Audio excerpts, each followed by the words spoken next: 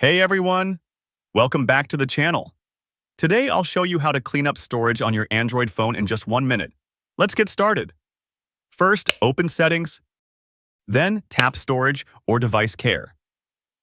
Here, tap Free Up Space or Clean Now.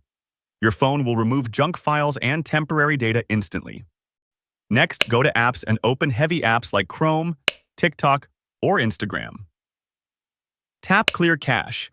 This frees space without deleting your data. Then open your Files app.